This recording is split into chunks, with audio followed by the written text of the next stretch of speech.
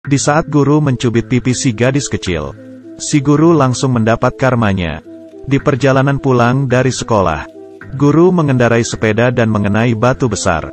Kemudian langsung jatuh ke dalam selokan. Dan alasan ini ada di gadis kecil tersebut.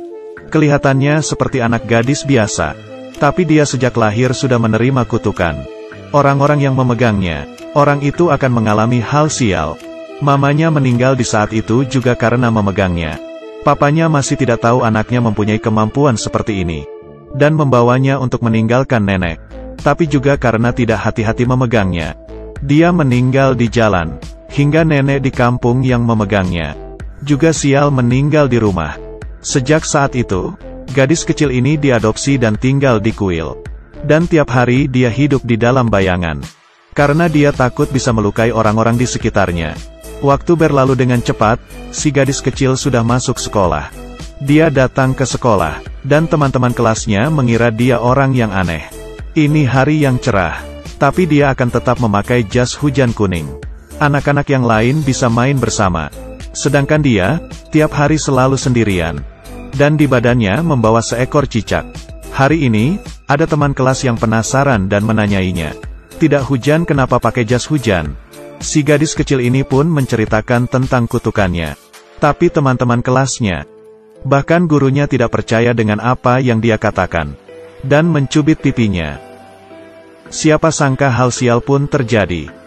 Si guru di perjalanan pulang dari sekolah, mengendari sepedanya dan mengenai batu besar lalu jatuh ke selokan. Hal ini dengan cepat menyebar di sekolah. Sejak itu, semua teman kelas pun mempercayai perkataannya. Dan di tempat dia muncul, semua orang akan ketakutan dan langsung menjauhinya. Tapi anak laki-laki ini tidak takut dengannya, malah menjadi temannya. Keduanya ke sekolah bersama, saling bercerita.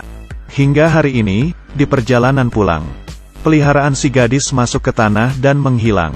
Si anak laki-laki demi membantunya mencari cicak, pun masuk ke dalam tanah. Mencari sangat lama, hingga turun hujan. Tetap saja tidak ketemu. Mereka kecewa dan mencari tempat untuk berteduh. Si gadis kecil pertama kalinya melepaskan jas hujan kuningnya, dan menutupi badan si anak laki-laki. Keduanya bersama hingga hujan berhenti. Keesokan harinya si anak laki-laki sakit.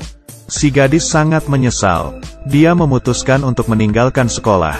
Sejak itu, si anak laki-laki pun tidak pernah bertemu dengannya lagi. Tidak lama kemudian, keluarga anak laki-laki pindah ke kota. Bertahun-tahun kemudian, si anak laki-laki sudah tumbuh besar. Tapi di dalam hatinya masih tidak lupa dengan si gadis itu. Menggunakan kesempatan di hari libur sekolah, dia kembali lagi ke kampung halaman mencari si gadis. Dan sangat beruntung dia akhirnya menemukannya.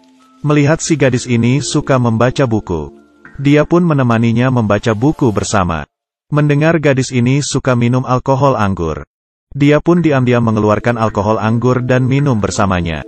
Mendengar gadis itu suka makan sushi, sudah malam pun dia masih meminta papanya untuk membuatkan sushi, lalu membawakannya ke si gadis sebagai kejutan. Si gadis baru pertama kalinya bertemu dengan orang yang sangat baik kepadanya. Saat itu, dia pun jatuh cinta dengan si pria ini. Dan tidak bisa menahannya lagi, ia menyiuminya. Tapi dia tidak kepikiran, kalau kutukan itu akan menyelakai orang-orang di sekitarnya. Keesokannya, pria itu mengalami hal sial. Gadis ini sangat kasihan, karena kutukan di tubuhnya. Orang yang menyentuhnya akan terkena sial. Di saat masih kecil, keluarganya karena menyentuhnya pun meninggal. Setelah besar, gadis mempunyai orang yang disukai, tapi karena tidak tahan untuk menyiuminya. Keesokannya, pria itu langsung sakit masuk rumah sakit. Memiliki kemampuan yang mengerikan ini, membuat gadis ini sudah pasti akan sendirian selama hidupnya.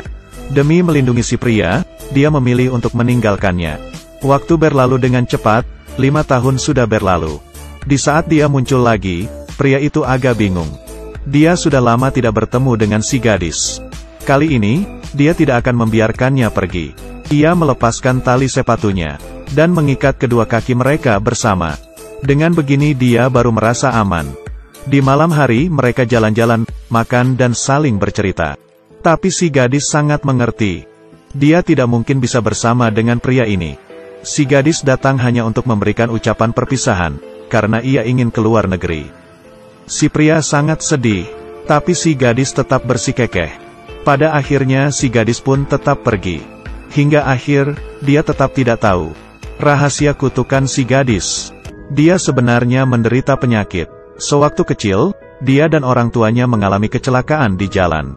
Orang tuanya meninggal di tempat, dan dia masih bisa diselamatkan. Di saat proses penyelamatan, dokter tidak hati-hati mengenai badannya dengan darah pasien yang menderita AIDS.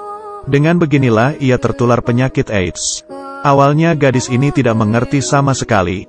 Setelah dia mencari tahu di kamus, dia baru mengetahui semuanya. Sejak itu, dia tiap hari akan menggunakan jas hujan kuning. Bertemu dengan siapa akan langsung mengatakan dia dikutuk. Juga tidak membiarkan orang lain untuk mendekatinya. Rahasia ini dia simpan sendiri dan tidak ada yang tahu. Hingga hari ini, si pria ke rumah sakit untuk menjenguk temannya.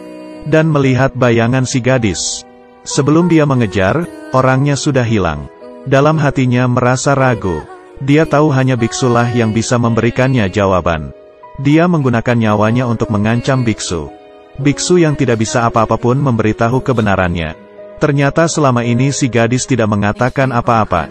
Demi menyembuhkan penyakit, sekarang keadaannya semakin memburuk. Bisa hidup berapa lama lagi tidak ada yang tahu. Setelah mengetahui alamat si gadis, si pria langsung pergi menemuinya.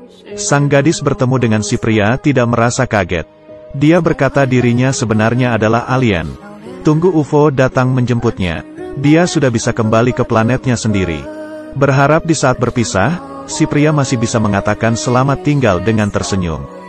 Si pria tidak membantah kebohongannya. Mereka pun bercerita seperti biasanya. Tiba-tiba penyakit si gadis kambuh. Dia mengantarnya ke rumah sakit. Malam ini, sang pria di bawah hujan deras. Dia tidak tahu harus bagaimana untuk menolongnya. Mengingat gadis itu pernah berkata ada seseorang yang pernah memotret keajaiban ini. Itu adalah pola yang disebut lingkaran misterius. Dan digantikan dengan menjadi pesawat UFO. Satu-satunya hal yang bisa dia lakukan sekarang adalah menaruh harapan pada keajaiban.